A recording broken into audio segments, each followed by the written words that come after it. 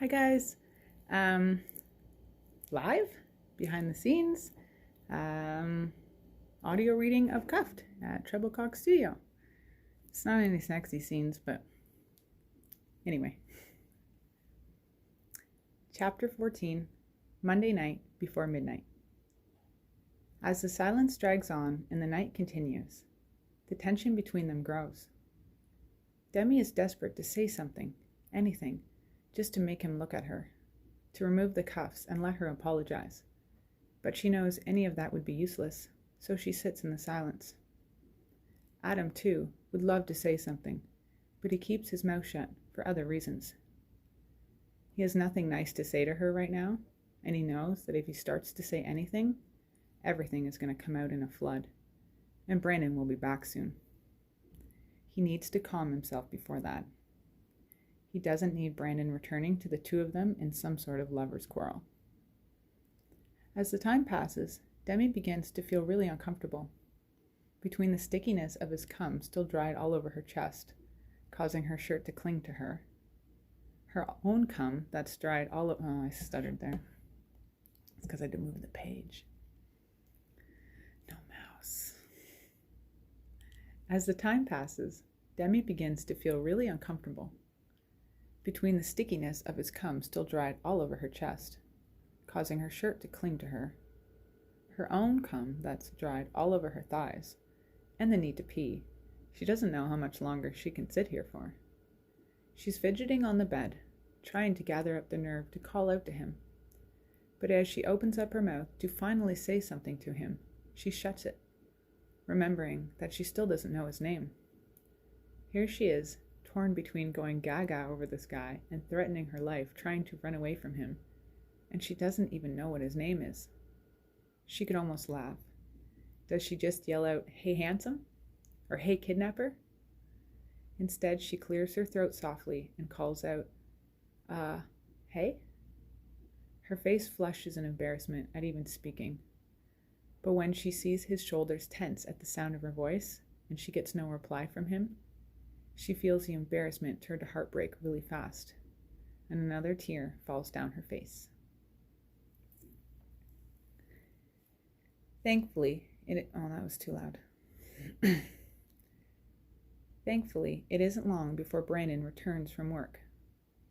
He walks into the kitchen, puts a few things away that he bought after his shift, and then heads down the hall to the living room and lets himself in. He enters to find the atmosphere as tense as it's been yet. He feels like he could cut through the thickness of it with a knife. Adam's sitting on the couch, drinking a beer, and he barely nods at Brandon's arrival. There's evidence that Demi's been out here at some point. Cans of pop are lined up in both spots, and the cards are out, but she's not in the living room. Instead, he finds her sitting on the cot in the small bedroom, and she waves a cuffed hand at him in greeting and looks away sheepishly. Brandon looks back at Adam in disbelief and raises his eyebrows at him questioningly, but Adam only shrugs back in return. Do I even want to ask what's been going on here? Brandon asks, but he's not even sure he wants an answer by the way Adam rolls his eyes and takes a swig of his beer first. I don't know, man. Why don't you ask her? And Adam nods towards the small bedroom door. Brandon looks at Demi for an answer, and at first, she can't give one at all. She can't even think past the thought that Adam didn't rat her out. He didn't make up a story to cover his side of it, didn't tell his buddy anything. He just left it all to her. He could have told his buddy everything and made things very difficult. But if he isn't going to tell on her, then she isn't about to either. So she follows suit, shrugs and says she doesn't know, and then gives the older guy a half-assed smile, hoping that some sexy charm will rub off, and maybe, crazy thought, they can all just pretend this never happened. Brandon looks at her long and hard for a moment, thinking, and then he turns back to Adam.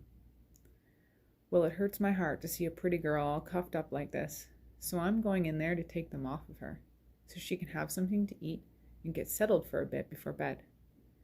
I don't even want to know how long she's been in there for. He turns back to Demi and unholsters his gun. And just in case you thought I was, Too soft. I'm not nearly as easy persuaded by a sexy body as my partner here is. I added a word. And just in case you thought I was, too soft, I'm not nearly as easily persuaded by a sexy body as my partner here is. But you're always welcome to try. Brandon laughs at his own corny joke, and then wanders into the bedroom to remove the handcuffs from her. Okay, that's all you guys are getting. Stay tuned.